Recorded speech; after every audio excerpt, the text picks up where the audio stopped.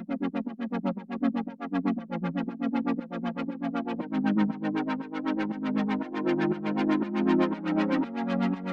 Everyone, मैं हूं कामरान चौधरी और आप देख रहे हैं केमिस्ट्री विद कामरान। लास्ट कुछ लेक्चर्स में हम लोग आपके क्लास 12 के chapter number 7 fundamental principles of organic chemistry का लास्ट टॉपिक आइसोमेरिज्म डिस्कस कर रहे हैं। अब सबसे पहले हमने देखा था कि आइसोमेरिज्म क्या होती है, उसकी हमने एग्जांपल्स और बड़ा डिटेल से उसको एक्सप्लेन किया था। फिर मैंने आपको बताया था कि आइसोमेरिज्म की बेसिकली दो टाइप्स होती हैं। कौन कौन सी? स्ट्रक्चरल आइसोमेरिज्म और सिस ट्रांस, या जिसको आप जियोमेट्रिक आइसोमेरिज्म भी बोलते हैं। ठीक, अब तक हम फिर मैंने आपको बताया था स्ट्रक्चरल आइसोमेरिज्म की ना आगे 5 टाइप्स होती हैं। कौन कौन सी? The chain isomerism, the position isomerism, the functional group isomerism, metamerism and tautomerism. ठीक है, 5 टाइप्स होती हैं, 5 कैटेगरीज में आप डिवाइड करते हैं स्ट्रक्चरल आइसोमेरिज्म को। आप कह सकते हैं कि 5 वेज में आप डिफाइन करते हैं स्ट्रक्चरल आइसोमेरिज्म को। ठीक है, अभी तक हम लोग स्ट्रक्चरल आइसोमेरिज्म की 4 टाइप्स, पहली 4 टाइप्स जिसमें the chain isomerism, the position isomerism, the functional group isomerism और मेटामेरिज्म आ जाती है। ये तो हम बड़ा डिटेल से एक्सप्लेन कर चुके हैं। जिन लोगों ने ये लास्ट लेक्चर्स नहीं देखे हुए, नीचे डिस्क्रिप्शन में लिंक अवेलेबल है, या आप चैनल पर जाएंगे तो प्लेलिस्ट मौजूद है आपकी क्लास 12 के chapter number 7 fundamental principles of organic chemistry की। तो वहाँ पर आपको तमाम के तमाम प्रीवियस लेक्चर्स मिल जाएंगे। ठीक है, आज के लेक्चर में बेसिकली हम स्ट्रक्चरल आइसोमेरिज्म की 5th type which is tautomerism, उसको हम बड़ा डिटेल से एक्सप्लेन करेंगे। ठीक है, होपफुली आपको बहुत अच्छे से क्लियर हो जाएगा। तो सबसे पहले हम देख लेते हैं डेफिनेशन के स्ट्रक्चरल आइसोमेरिज्म की 5वीं टाइप टॉटोमेरिज्म, उसको आप डिफाइन कैसे करते हैं।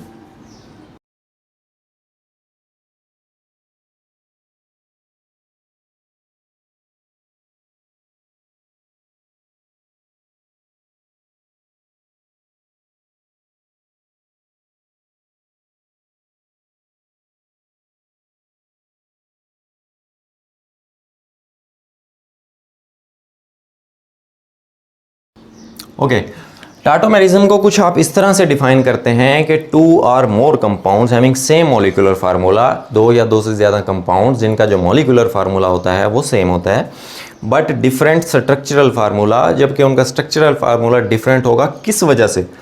Because of shifting of proton from one atom to the other atom. एक एटम से दूसरे एटम पर इलेक्ट्रॉन शिफ्ट करने की वजह से, शिफ्ट होने की वजह से इन द सेम मॉलिक्यूल, एक ही मॉलिक्यूल के अंदर, आर कॉल्ड टॉटोमर्स। उनको आपस में क्या बोलेंगे? हम टॉटोमर्स बोलेंगे। और जो फिनामिना है या जो प्रोसेस है उसको आप क्या बोलते हैं? टॉटोमेरिज्म बोलते हैं। ठीक है, सो इस तरह से आप स्ट्रक्चरल आइसोमेरिज्म की 5th type which is tautomerism उसको डिफाइन करते हैं। एग्जाम्पल देख लेते हैं, आपको फर्दर क्लियर हो जाएगा कि टॉटोमेरिज्म होता क्या है।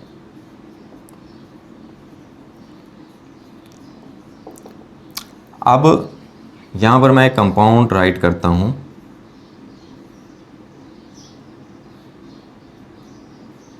COOH,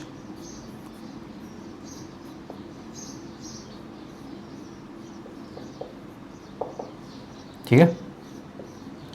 अब ये एक अमाइनो एसिड है। ठीक है, आपने छोटी क्लासेस में भी पढ़ा, 10th क्लास में बायोकेमिस्ट्री के चैप्टर में।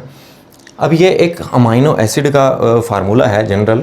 ठीक है, अब यहाँ पर मैंने आपको बताया कि ये COOH, अब ये ऑक्सीजन और हाइड्रोजन के दरमियान जो बॉन्ड है ना, उसमें ऑक्सीजन का एक इलेक्ट्रॉन और हाइड्रोजन का एक इलेक्ट्रॉन क्रॉस से आपको नज़र आ रहा है, मैंने शो कर दिया। ठीक है, जबकि यहाँ पर आप देखें NH2 पर मौजूद नाइट्रोजन जो है उसमें ऊपर मैंने as a lone pair 2 electrons show किए हैं। ठीक है, क्यों? क्योंकि नाइट्रोजन का जो एटॉमिक नंबर होता है वो 7 होता है। पहले शेल में 2 इलेक्ट्रॉन, दूसरे शेल में 5 इलेक्ट्रॉन, तो 3 तो इसने बॉन्ड बनाए हुए हैं, 2 हाइड्रोजन और एक ये वाला। ठीक है, सो जो 2 इलेक्ट्रॉन्स हैं वो एज ए लोन पेयर यहाँ पर अवेलेबल हैं। ठीक है, अब होगा क्या? होगा कुछ ये,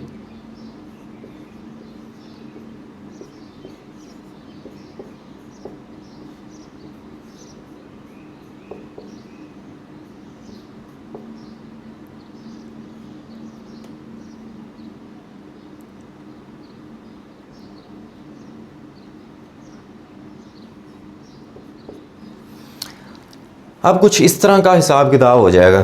ठीक है, हुआ क्या? यहाँ से ये वाला बॉन्ड हुआ ब्रेक। ठीक है, जो हाइड्रोजन था उसने अपना एक इलेक्ट्रॉन ऑक्सीजन को ही दे दिया। ठीक है, कि भाई तू रख ले, मैनू जान दे। सो ऑक्सीजन ने जब एक इलेक्ट्रॉन लिया हाइड्रोजन से तो उस पर कौन सा चार्ज आ गया, नेगेटिव चार्ज आ गया, ठीक है। अब ये जो हाइड्रोजन है ये किस तरफ अट्रैक्ट हो जाएगा, नाइट्रोजन पर मौजूद ये जो लोन पेयर है। क्यों अट्रैक्ट होगा, क्योंकि आप देखें कि हाइड्रोजन का जो एटॉमिक नंबर होता है वो 1 होता है, एटॉमिक मास भी 1 होता है। इसके न्यूक्लियस में एक प्रोटॉन होता है और न्यूट्रॉन इसके पास कोई नहीं होता, और इसके शेल में इलेक्ट्रॉन भी एक ही होता है, ठीक है। अब हमने क्या किया, हमने वो जो एक इलेक्ट्रॉन था ना वो तो हमने कर दिया लूज़, ठीक है। यहाँ पर आपको नज़र आ रहा है कि ये ऑक्सीजन को दे दिया, ठीक है। अब ये वाला जो शेल था इसका, ये जो इलेक्ट्रॉन रिमूव होने के बाद ये जो शेल था ये तो ख़त्म हो गया। सो सिर्फ़ और सिर्फ इसके पास न्यूक्लियस बचा जिसमें एक प्रोटॉन मौजूद है, ठीक है, न्यूट्रॉन कोई नहीं है। अब जब क्योंकि इलेक्ट्रॉन इसने लूज़ किया तो इस पर कौन सा चार्ज आ जाएगा, पॉजिटिव 1 चार्ज आ जाएगा, ठीक है। सो इस वजह से हाइड्रोजन के इस पॉजिटिव आयन को आप क्या बोलते हैं, प्रोटॉन बोलते हैं, जैसे हमने डेफिनेशन में मेंशन किया हुआ है, ठीक है, कि प्रोटॉन की शिफ्टिंग होनी है एक एटम से दूसरे एटम के अंदर, एक ही मॉलिक्यूल के अंदर, ठीक है। अब ये एक मॉलिक्यूल था आपके पास, एक अमीनो एसिड का मॉलिक्यूल है, ठीक है। अब यहाँ पर हुआ ये कि हाइड्रोजन ने अपना इलेक्ट्रॉन दिया ऑक्सीजन को, हाइड्रोजन पर आ गया पॉजिटिव चार्ज। जब पॉजिटिव चार्ज आया तो ऑब्वियस सी बात है इसको ये लोन पेयर जो हैं ये अट्रैक्ट करेंगे। तो क्योंकि अब हाइड्रोजन को वैलेंस शेल में मींस के पहले शेल में 2 इलेक्ट्रॉन कंप्लीट करने हैं, डुप्लेट कंप्लीट करना होता है, ठीक है। सो नाइट्रोजन कहेगा कि मेरे पास 2 इलेक्ट्रॉन अवेलेबल हैं, मेरे को ला जा, ठीक है, 2 इलेक्ट्रॉन ले ले। सो नाइट्रोजन जब 2 इलेक्ट्रॉन हाइड्रोजन को डोनेट करेगा, ठीक है, सो ओवरऑल नाइट्रोजन NH3 पर ओवरऑल क्या चार्ज आ जाएगा, पॉजिटिव चार्ज आ जाएगा।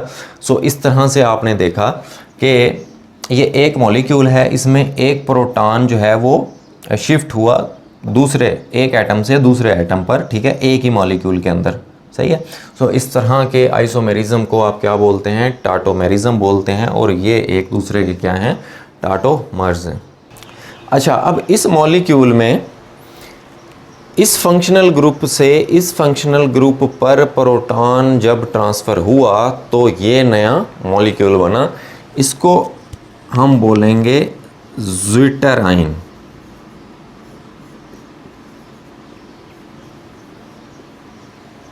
इस आयन को हम क्या नाम देंगे, ज़्विटर आयन का। अब हम ज़्विटर आयन की डिटेल में नहीं जाएंगे, बट मैं आपको थोड़ा सा बता देता हूँ कि ज़्विटर आयन कैसा आयन होता है। अब यहाँ पर देखें 2 फंक्शनल ग्रुप थे, एक कार्बोक्सिलिक फंक्शनल ग्रुप था और एक अमाइनो ग्रुप था, ठीक है।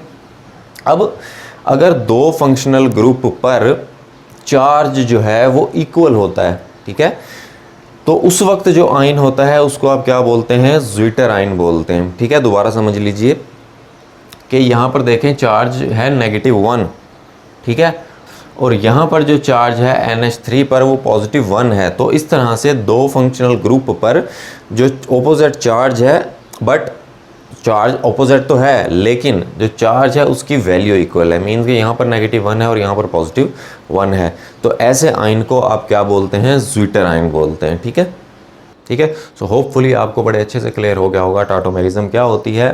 ओवरऑल स्ट्रक्चरल आइसोमेरिज्म की हम लोग 5 की 5 टाइप्स डिस्कस कर चुके हैं डिटेल से, ठीक है, विद एग्जांपल्स। फिर भी अगर आप लोगों का कोई क्वेश्चन होता है देन आप नीचे कमेंट सेक्शन में मुझसे पूछ सकते हैं या मुझे पर्सनल ईमेल भी कर सकते हैं। अगर आपको वीडियो पसंद आई है देन चैनल को सब्सक्राइब ज़रूर कीजिएगा, वीडियो को लाइक किया करें, शेयर करें। Thank you very much.